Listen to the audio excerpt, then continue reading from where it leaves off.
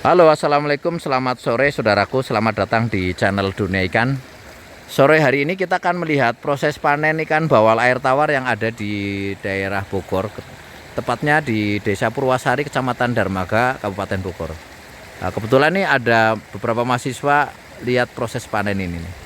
Nah, bagaimana caranya, kita coba lihat yuk, bagaimana proses panennya.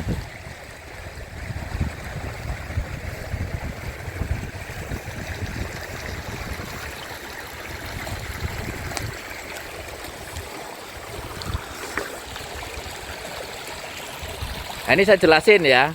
Jadi proses pemanenan ikan bawal itu tidak boleh skalanya langsung besar, karena dia itu akan kita panen dalam kondisi hidup. Jadi supaya tidak stres, maka jadi dikit-dikit. Nah tuh lihat, manennya juga harus satu-satu kan. Beda kan dengan ikan lain, serok begitu kan. Nah beda, ini harus satu-satu karena supaya tidak luka gitu. Jadi ini keunikan dari panen bawal. Yang kedua, prinsipnya kalau panen bawal itu dia harus dipuasakan paling tidak 2 hari dipanen, supaya semua makanan yang ada di ususnya itu keluar. Jadi nggak ada pakan yang ada sisa di dalamnya ya. Tujuannya apa? Supaya dia tidak mati pada waktu diangkut ya. Pada waktu diangkut di plastik, kalau masih ada sisa pakan dia kan berak. Akan berak, dia jadi racun bagi dia, bisa mati gitu. Nah, prinsipnya itu. Nah ini kalau digas itu biasanya daya tahannya itu 8 jam maksimal, 8 jam. Itu kenapa yang tidak dimasukin ke situ, itu ukurannya? Ya ukurannya kurang. Ya. Ya silakan kalau yang belum jelas tanyain supaya nanti masuk YouTube juga ini pertanyaannya. Karena di bawah tuh penyakit yang paling itunya. Oh, penyakit di ikan bawal itu sebenarnya penyakitnya dari golongan bakteri ya. Biasanya Aeromonas sama Streptococcus ya. Itu pun kalau kemudian ikan itu luka ya. Jadi misalkan handling di panennya itu nggak bener, misalkan itu tadi mungkin banyak campurmu katakanlah lumpur, kemudian diserok-serok, itu biasanya di pembesarannya masalah nanti. Nggak ada obatnya Pak? Ada. Kalau penyakit bakteri di ikan itu obatnya biasanya hanya antibiotik, baik direndam maupun kasih dicampur di pakan.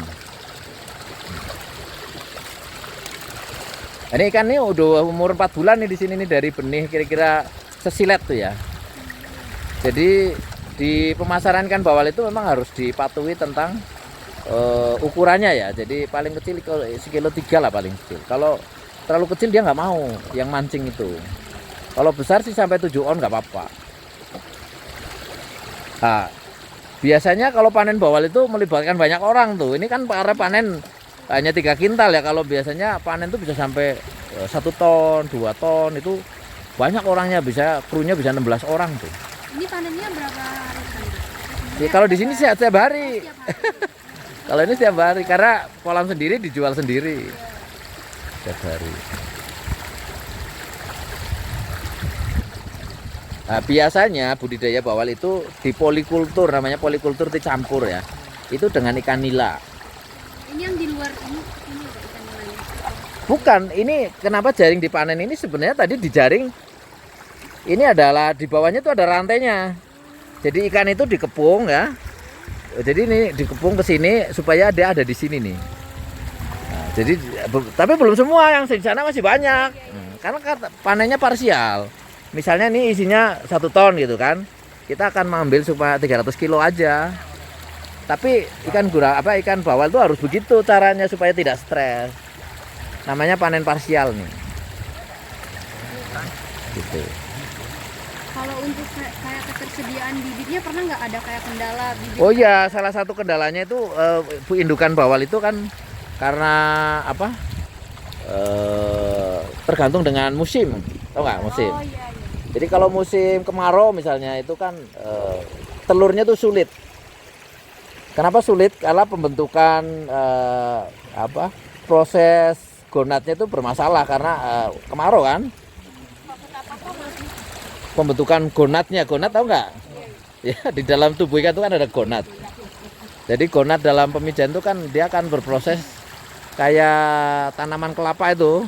Kalau lihat tanaman kelapa itu kan sebelum dia kita petik, dia mulai dulu dari buah kecil gitu kan, gede sampai kemudian akhirnya jadi dawegan. Kemudian dari kelapa yang bisa kita petik. Ya, telur di dalam tubuh ikan juga begitu tuh. Atau telur ayam lah. Ayam itu kan begitu kita makan telur itu bukan ujuk-ujuk seperti itu. Di dalam tubuhnya ayam itu dia ada terjadi pembuahan dulu, kemudian ada cangkangnya dan sebagainya. Jadi telur bawal juga begitu lah. Kalau kondisi kemarau itu dia bermasalah, jadi akhirnya telurnya nggak ada gitu, tidak muncul.